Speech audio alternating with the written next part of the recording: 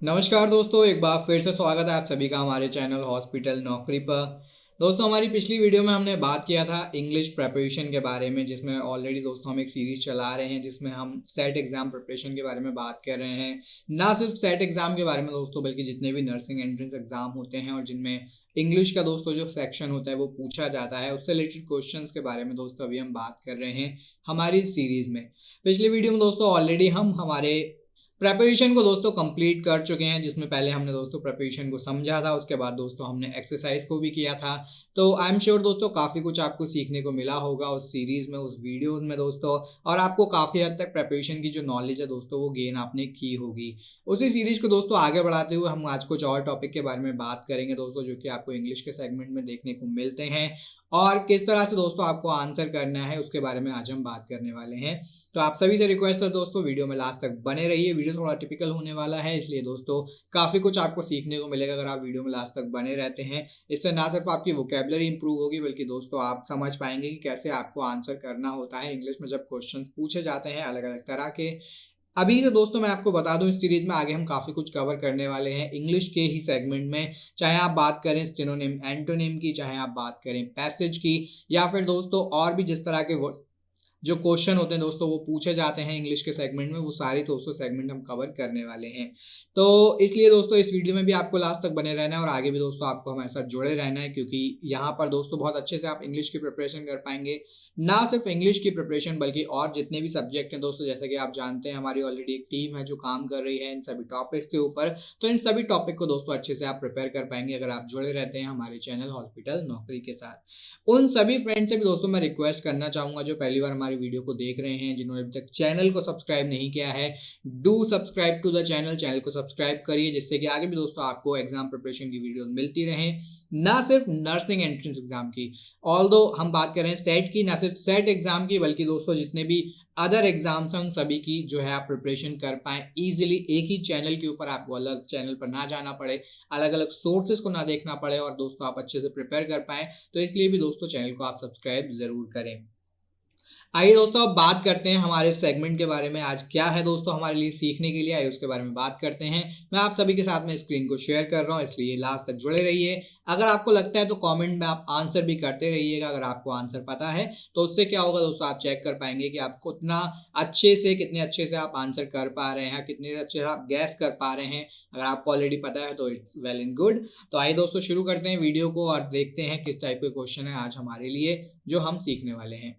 तो दोस्तों जैसे कि आप जानते हैं अभी हम बात कर रहे हैं introduction to general English and comprehension के बारे में दोस्तों, जो कि ऑलमोस्ट सभी एग्जाम में पूछा जाता है, चाहे आप बात करें सेट की, पीजीआई-एमईआर, जिपमर, एसएक, RRB, DSSB, RUHS, BHU, AIIMS, KGMU, HPU, इन सभी एग्जाम में दोस्तों इंग्लिश आपको देखने को मिलता है। तो दोस्तों सेट के एग्जाम में भी इंग्लिश ऑलरेडी बताया गया है, या उसमें आप जैसे जानते हैं प्रोस्पेक्टस में भी दोस्तों वहां पर मेंशन किया गया है।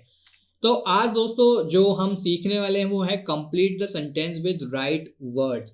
अब यहाँ पर क्या होगा दोस्तों, रैंडमली आपको यहाँ पर पैराग्राफ दे दिया जाएगा, या आप बोलें एक सेंटेंस दे दिया जाएगा, और आपको वहाँ पर एक राइट वर्ड को फिल करना होगा। उसको समझने के बाद वर्ड के दोस्तों यहाँ पर ऑप्शन आपको दिए गए होंगे, उनमें से एक सही ऑप्शन आपको चुनना होगा। तो यहाँ पर सेंटेंस को आप पहले पढ़ेंगे दोस्तों, उसका मतलब समझेंगे, उसके बाद दोस्तों एक राइट वर्ड हम चुनेंगे जो भी ऑप्शन हमें वहाँ पर दे रखे होंगे। तो आइए दोस्तों बढ़ते हैं पहले क्वेश्चन की ओर। पहला दोस्तों क्वेश्चन है, each occupation has its own dash bankers, lawyers and computer professionals, for example, all use different language which outsiders have difficulty in following. Options हैं दोस्तों merits, disadvantages, rewards, jargon और problems। अब देखिए यहाँ पर सेंटेंस क्या कह रहा है फिल इन द ब्लैंक में, each occupation has its own, यानी हर ऑक्यूपेशन में अपना खुद का डैश दे दिया है। Bankers, lawyers and computer professionals, ठीक है, होते हैं वहां पर। For example all use different language, सब क्या करते हैं दोस्तों, डिफरेंट लैंग्वेज का यूज करते हैं, जो कि दोस्तों बाहर के लोग समझ नहीं पाते हैं या उन्हें समझने में प्रॉब्लम होती है, यानी कि दोस्तों वे कोड वर्ड लैंग्वेज का यूज करते हैं। अब यहाँ पर मेरिट की अगर आप बात करें वो कोई लैंग्वेज नहीं है, डिसएडवांटेज भी लैंग्वेज नहीं है, रिवॉर्ड भी लैंग्वेज नहीं है, प्रॉब्लम भी लैंग्वेज नहीं है। लैंग्वेज क्या है दोस्तों, लैंग्वेज है जार्गन। जार्गन क्या होता है दोस्तों, एक तरीका होता है बात करने का जो आप प्रोफेशनली या पर्सनली यूज करते हैं, जिससे कि दोस्तों और लोग आपकी बात को समझ ना पाए और आप इजीली अपनी इंफॉर्मेशन को शेयर कर पाएं। तो जार्गन क्या होता है दोस्तों, एक तरीका होता है बात करने का जो आप डेवलप कर लेते हैं, कोडवर्ड लैंग्वेज भी आप इसे बोल सकते हैं।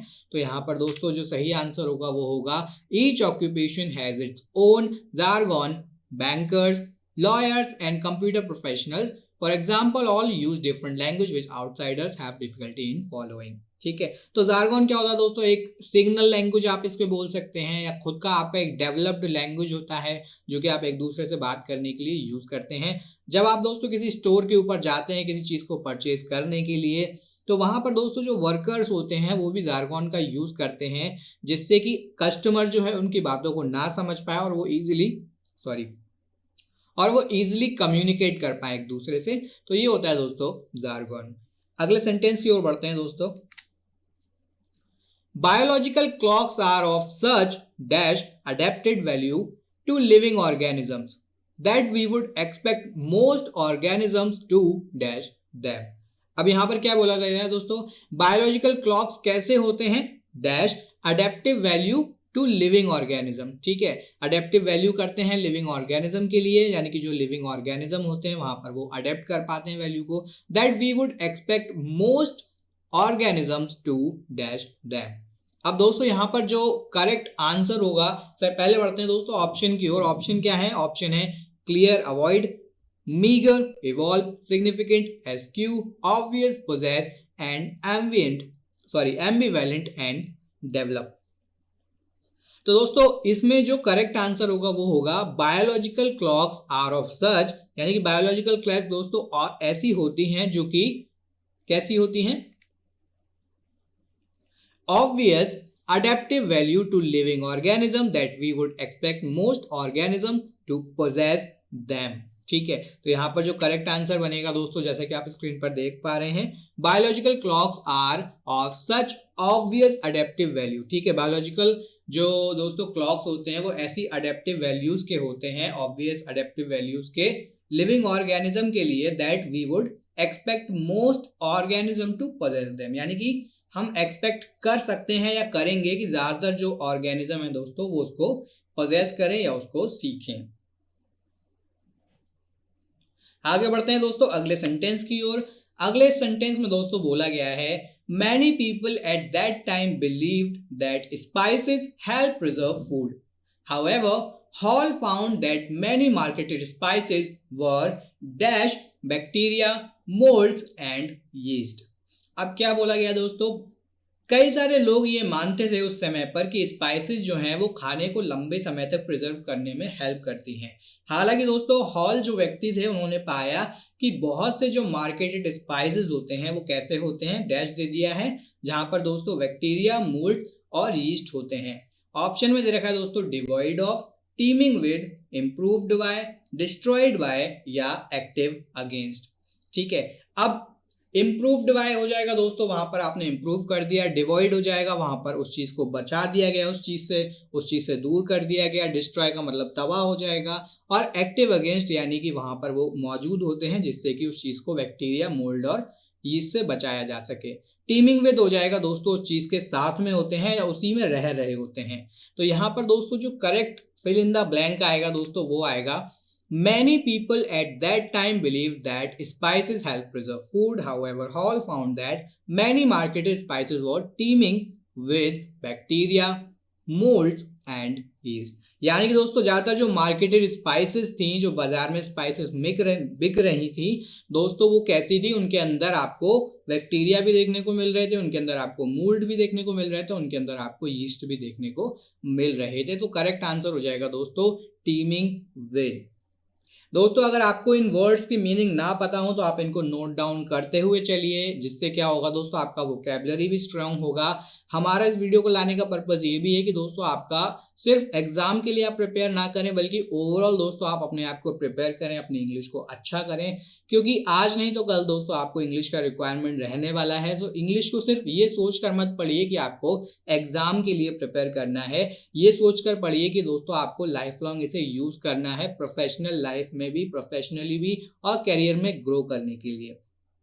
तो वहां पर आपका वोकेबलरी पोर्शन भी दोस्तों स्ट्रांग होना चाहिए। इसलिए जो भी वर्ड आपको ना पता हो उन्हें नोट डाउन कर लीजिए, स्क्रीनशॉट ले लीजिए, जिससे कि आप उन्हें याद रख पाए, उनका मीनिंग निकाल लीजिए, उनका यूज करना फिर आप बाद में सीख सकते हैं। तो यहाँ पर दोस्तों टीमिंग विद आ गया सही आंसर। आइए बढ़ते हैं नेक्स्ट स्टेटमेंट की ओर या सेंटेंस की ओर। नेक्स्ट सेंटेंस है दोस्तों, if there is nothing to absorb the energy of sound waves they travel on dash but their intensity dash as they travel further from their source। अब ये क्या कह रहा है दोस्तों, अगर वहां पर कुछ भी नहीं है साउंड की वेव्स को एब्जॉर्ब करने के लिए, तो दोस्तों वो क्या करती हैं, वो ट्रैवल करती हैं, डैश आ गया, लेकिन उनकी जो इंटेंसिटी होती है डैश आ गया, as they travel further from their source. Option है दोस्तों, erratically mitigates, eternally alleviates, forever increases, steadily stabilizes या फिर indefinitely diminishes। तो दोस्तों इसको बहुत ही आप इजी मैनर में समझ सकते हैं, इसको हम क्रैक कर लेते हैं, ब्रेक कर लेते हैं सेंटेंस को। आप सभी ने फिजिक्स पढ़ रखा होगा।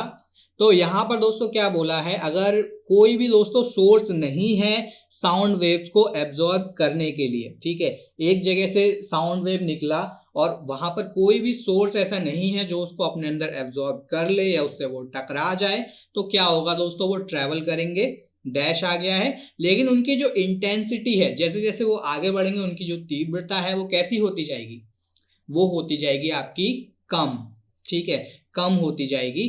दे travel further from their source, जब दोस्तों वो अपने सोर्स से दूर ट्रेवल करते रहेंगे। तो इस तरह से दोस्तों यहां पर एक चीज तो आपको समझ में आ गया होगा, सेकंड में क्या होना है, वहां पर कम ही होगा। तो कम के लिए कितने वर्ड है यहाँ पर, कम के लिए दोस्तों हमें दो वर्ड यहाँ पर दिख रहे हैं। वन इज मिटिगेट्स, ठीक है, वो होता है घटना या उस चीज को खत्म करना, और होता है डिमिनिश, ठीक है, क्या होगा, डिमिनिश भी होता है खत्म होना, ठीक है। तो दूसरा वर्ड हमें इनमें से पिक करना है, मिटिगेट या डिमिनिश। तो दूसरे में आ जाएगा दोस्तों डिमिनिश, और पहले में क्या आएगा, दे ट्रेवल ऑन, कहां पर ट्रेवल करते हैं दोस्तों, वो इटर्नली ट्रेवल करते हैं, नहीं, हमेशा ट्रेवल करते हैं, नहीं, इरेटिकली ट्रेवल करते हैं, नहीं, इनडेफिनेटली ट्रेवल करते हैं। इनडेफिनेटली क्या होता है, जहां पर दोस्तों कुछ डेफिनेट ना हो, जहां पर दोस्तों कुछ भी मतलब हमेशा के लिए ना हो। तो दोस्तों साउंड जो है वो हमेशा के लिए तो नहीं होता है, वो एक टाइम के बाद जाकर खत्म हो जाता है या बंद हो जाता है। तो यहां पर दोस्तों जो सही आंसर हो जाएगा वो हो जाएगा, if there is nothing to absorb the energy of sound waves they travel on indefinitely but their intensity diminishes as they travel further from their source. तो यहाँ पर जो करेक्ट दोस्तों फिल इन द ब्लैंक हो जाएंगे वो हो जाएंगे इनडेफिनिटली और डिमिनिशेस। आगे बढ़ते हैं दोस्तों, नेक्स्ट सेंटेंस के बारे में बात करते हैं। The intellectual flexibility inherent in a multicultural nation has been dash in classrooms where emphasis on British American literature has not reflected the cultural dash of our country। अब ये क्या बोला गया है दोस्तों यहाँ पर, तो इंटेलेक्चुअल फ्लेक्सिबिलिटी जो होती है दोस्तों इनहेरेंट की जा सकती है इन अ मल्टीकल्चरल नेशन, जहां पर डैश कर दिया है, in classrooms where emphasis on British American literature has not reflected the culture, जहां पर दोस्तों जो एम्फेसिस है ब्रिटिश अमेरिकन लिटरेचर के ऊपर उसने दोस्तों रिफ्लेक्ट नहीं किया है कल्चर को, डैश कर दिया है ऑफ आवर कंट्री। अब ऑप्शन की ओर बढ़ते हैं दोस्तों, इरेडिकेटेड या unanimity, encouraged and aspirations, stifled diversity, thwarted uniformity and inculcated and divide. अब दोस्तों क्या होगा यहाँ पर, करेक्ट आंसर जो फिल इन द ब्लैंक में होगा वो होगा the intellectual flexibility. Intellectual flexibility क्या हुआ कि आप जो है चिपके हुए नहीं है एक किसी पर्टिकुलर थॉट से, यानी कि दोस्तों आप हर चीज को पूरी तरह से सोचते हैं, समझते हैं, उसके बाद दोस्तों आप वहां पर किसी भी चीज को अडॉप्ट करते हैं। एक होते हैं दोस्तों जो एक सेट ऑफ बिलीफ को पकड़ लेते हैं, उसी बिलीफ को मानकर चलते हैं, ठीक है, तो वो इंटेलेक्चुअल फ्लेक्सिबिलिटी नहीं माना जाएगा। इंटेलेक्चुअल फ्लेक्सिबिलिटी क्या है, किसी भी चीज को मानने के लिए आप उसको पूरी तरह से सोचते हैं, पूरी तरह से समझते हैं, उसके बाद फिर आप डिसाइड करते हैं कि आपको क्या मानना है और आपको क्या नहीं मानना है। तो क्या बोला गया है, इंटेलेक्चुअल फ्लेक्सिबिलिटी इनहेरेंट, इनहेरेंट होता है किसी से प्राप्त करना, इन a multicultural nation, multicultural nation जैसे हमारा नेशन है जहां पर बहुत सारे कल्चर एक साथ में है, हैज बीन कैसा हुआ है दोस्तों, तो ये हो जाएगा इरेडिकेटेड, इरेडिकेटेड। इरेडिकेटेड क्या होता है दोस्तों? इरेडिकेट होता है किसी चीज को पूरी तरह से खत्म कर देना या डिस्ट्रॉय कर देना। इन क्लासरूम, अब यहां पे कहां पर हुए दोस्तों? Classroom where emphasis on British American literature has not, जहां पर दोस्तों जो जोर दिया जाता है ब्रिटिश अमेरिकन लिटरेचर पर, उसने दोस्तों रिफ्लेक्ट नहीं किया है, उसने ये नहीं दिखाया है कि दोस्तों जो कल्चर है वहां पर यूनैनिमिटी नहीं है। अब यूनैनिमिटी क्या होता है दोस्तों? यूनैनिमिटी होता है हमारे देश की, या एक आप इसको बोल सकते हैं एक मत होकर बोलना, या एक साथ में आकर बोलना, या सब एक ही चीज पर जब एग्री करते हैं, वो होता है यूनैनिमिटी। तो यहाँ पर करेक्ट आंसर क्या होगा दोस्तों? The intellectual flexibility inherent in a multicultural nation has been eradicated in classroom. तो दोस्तों जो इनहेरेंट आप बोल सकते हैं इंटेलेक्चुअल फ्लेक्सिबिलिटी है मल्टीकल्चरल नेशन की, जैसा कि हमारा देश है, वो क्या है दोस्तों? इरेडिकेटेड कर दी गई है क्लासरूम्स में, जहां पर दोस्तों जोर दिया जाता है ब्रिटिश अमेरिकन लिटरेचर के ऊपर। लेकिन दोस्तों उस चीज ने कभी भी हमारे यूनैनिमिटी को शो नहीं किया। हमारे कल्चर में दोस्तों जो यूनैनिमिटी है, जो एकता है, जहां पर सब एक मिलजुल कर रहते हैं, उस चीज को कभी भी नहीं दर्शाया है। तो ये हो जाएगा दोस्तों correct answer, that is eradicated and unanimity. Next sentence में दोस्तों बोला गया है, इन the middle as the dash of the great cathedrals did not enter into the architects plans, almost invariably a cathedral was positioned haphazardly in dash surroundings। अब क्या बोला गया दोस्तों? मिडिल एज में डैश कर दिया है of the great cathedrals did not enter into the architects plan. तो दोस्तों जो ग्रेट कैथेड्रल थे वो दोस्तों कभी भी आर्किटेक्ट्स के प्लान में नहीं आए, यानी कि वो उनके प्लान का हिस्सा नहीं थे। Almost invariably a cathedral was positioned haphazardly in dash surrounding. लेकिन दोस्तों क्या हुआ? इनवेरिएबली क्या हुआ? कैथेड्रल जो थे दोस्तों अचानक से वो डाल दिए गए डैश सराउंडिंग्स में। कौन से सराउंडिंग में डाल दिए गए? ऑप्शन की ओर बढ़ते हैं दोस्तों।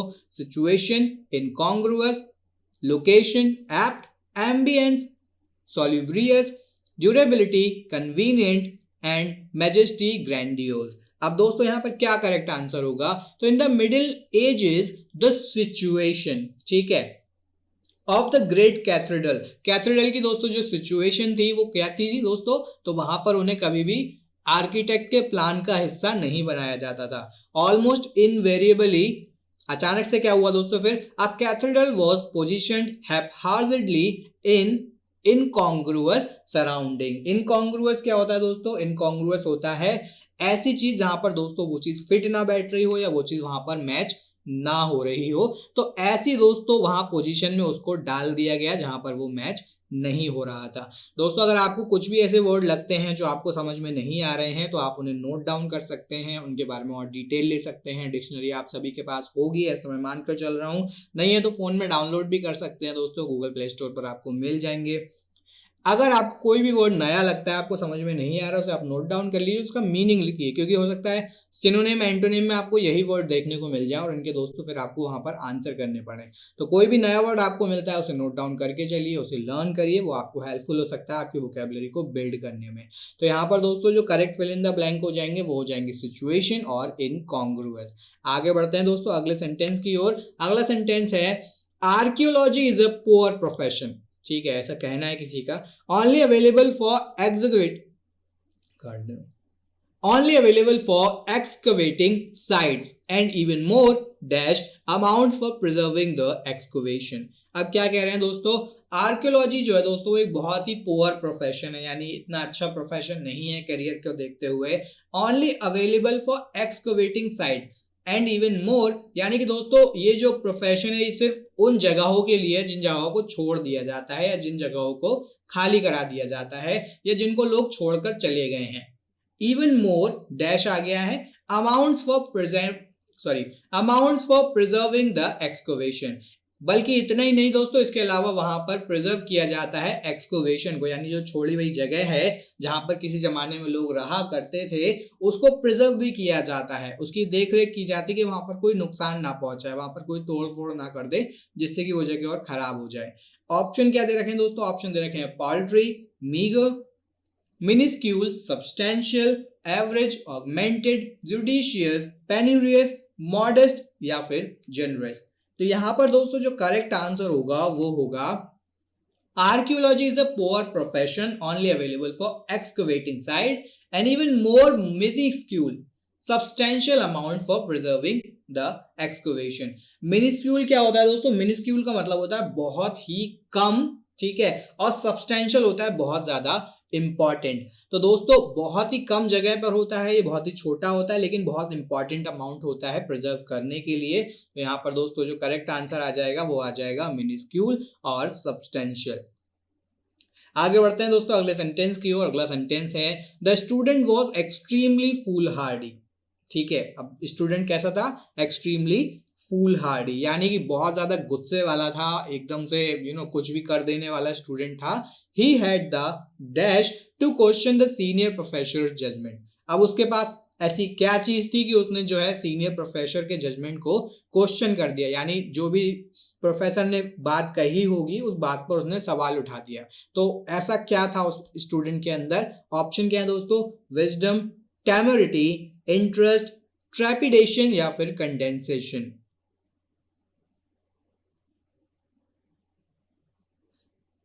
तो दोस्तों यहां पर जो करेक्ट आंसर होगा दोस्तों वो होगा टेमरिटी। टेमरिटी क्या होता है दोस्तों? टेमरिटी होता है एक रेकलेस बोल्डनेस, यानी ऐसी बोल्डनेस कि आप सोचते समझते नहीं हो कि ये मैं किससे बोल रहा हूँ, कहाँ बोल रहा हूँ, या मुझे बोलना भी चाहिए या नहीं चाहिए, आप बस बोल देते हो बिना ये सोचे समझे। तो उसको दोस्तों बोलते हैं टेमरिटी। तो स्टूडेंट कैसा था? पहले ही ऑलरेडी गुस्से वाला था, अचानक से एक्शन लेने वाला था। उसके अंदर क्या फीलिंग थी, क्या ऐसी क्वालिटी थी उसकी? तो उसके अंदर दोस्तों टेमरिटी था। टेमरिटी क्या होता है? Again reckless boldness. एक होता है बोल्डनेस, आप बोल्ड हो एक्शन लेने के लिए, आप तैयार हो एक्शन लेने के लिए। एक होता है बिना सोचे समझे एक्शन ले लेना, यानी कि बस आपने ना देखा, ना आगे देखा, ना पीछे देखा, ना सोचा किससे बात कर रहा हूँ, कहाँ कर रहा हूँ, बोलना चाहिए नहीं चाहिए, आपने बस कर दिया, आपने बस बोल दिया। तो वो होता है टेमरिटी। तो यहाँ पर करेक्ट आंसर हो जाएगा दोस्तों टेमरिटी, दैट इज रेकलेस बोल्डनेस। आगे बात करते हैं दोस्तों अगले स्टेटमेंट के बारे में। अगला सेंटेंस है the formerly dash water of the lake have been polluted so that the fish are no longer visible from the surface। तो दोस्तों पहले के जमाने में द फॉर्मरली या कुछ समय पहले डैश आ गया, water of the lake have been polluted, यानी कि पानी जो है दोस्तों वो पॉल्यूटेड हो गया है। तो क्या होता है दोस्तों, जो फिश है अब दिखाई नहीं देती है पानी में, क्योंकि दोस्तों जो वाटर है वो बहुत ज्यादा गंदा हो गया है या पॉल्यूटेड हो गया है। तो अब यहाँ पे क्या आएगा दोस्तों? ऑप्शन में दे रखा है मडी, ट्रैंक्विल, स्टैग्नेंट, पेल्यूसिड या फिर रेंसिड। तो यहां पर दोस्तों जो सही आंसर होगा वो होगा पेल्यूसिड। पेल्यूसिड क्या होता है दोस्तों? पेल्यूसिड का मतलब होता है ट्रांसपेरेंट या फिर क्लियर। अब इस पूरे सेंटेंस का मतलब क्या हुआ? पहले दोस्तों पानी कैसा था? पेल्यूसिड था, क्लियर था, ट्रांसपेरेंट था। लेकिन दोस्तों अब कैसा हो गया? अब हो गया है polluted, have been polluted, so the fish are no longer available from the surface या are no longer visible from the surface. ठीक है, यानी कि सर्फेस से, या सर्फेस यानी कि जो जहां पर पानी का जो सर्फेस होता है वहां पर फिश अब नहीं दिखती है, क्योंकि पानी जो है बहुत ज्यादा कैसा हो गया है? पॉल्यूटेड हो गया है। लेकिन पहले दोस्तों ये पेल्यूसिड हुआ करता था, यानी कि क्लियर हुआ करता था, ट्रांसपेरेंट हुआ करता था। तो यहाँ पर दोस्तों हो जाएगा पेल्यूसिड। वन मोर टाइम दोस्तों आपके एक रिमाइंडर के तौर पर, जो भी वर्ड आपको ना पता हो, क्योंकि सारे वर्ड हम डिस्कस करेंगे तो बहुत लंबा एक सेशन हो जाएगा ये, तो जो भी वर्ड आपको ना पता हो उसको आप नोट डाउन कर लीजिए, स्क्रीनशॉट ले लीजिए, अपने फोन में एक डिक्शनरी रखिए जिससे कि आप सभी वर्ड की नॉलेज ले पाएं, अपनी इंग्लिश को और इम्प्रूव कर पाएं। जितनी अच्छी इंग्लिश आपकी अच्छी होगी, जितनी वर्ड की नॉलेज आपकी अच्छी होगी, उतनी इजीली आप सिनोनिम और एंटोनिम को कर पाएंगे। देखिए सिनोनिम एंटोनिम को आपको अलग से लर्न करने की रिक्वायरमेंट नहीं है, बस अपनी वोकैबुलरी को अच्छा करिए, वोकैबुलरी अपनी वर्ड्स की नॉलेज आप अच्छा करेंगे तो सिनोनिम एंटोनिम आपके खुद ब खुद तैयार होते चले जाएंगे। तो जो भी वर्ड आपको लगता है मुझे नहीं पता है, मैंने नहीं पढ़ा है, उसको सर्च करिए, उसका मीनिंग निकालिए। आपको लगता है ये यूजफुल है, उसको माइंड में रखिए। आपको लगता है यूजफुल नहीं है तो माइंड से आप उसको आगे भेज दीजिए। मैं अक्सर ऐसा ही किया करता था दोस्तों, जब भी मुझे लगता था मेरे काम का वर्ड है उसको मैं माइंड में रखता था। I would use to I would repeat that word जिससे कि मुझे वो याद रहे। और मुझे लगता था मेरे यूज में नहीं आने वाला, तो उसको मैं स्किप कर देता था। तो आप भी दोस्तों इस टेक्निक को अपना सकते हैं।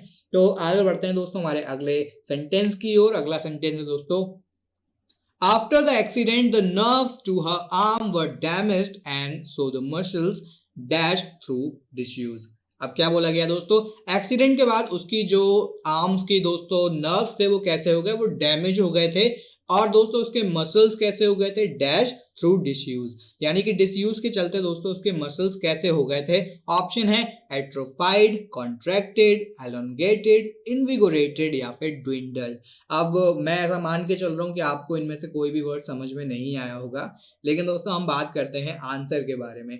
तो आंसर में क्या होगा दोस्तों, आंसर में होगा एट्रोफाइड। एट्रोफाइड क्या होता है दोस्तों, एट्रोफाइड होता है reduction in the functionality of an organ, यानी कि जब आपका कोई भी फंक्शन होता है दोस्तों उसका यूज इतना ज्यादा नहीं होता है, या यूज जो है वो ना के बराबर हो जाता है, तो उसको बोलते हैं दोस्तों एट्रोफाई।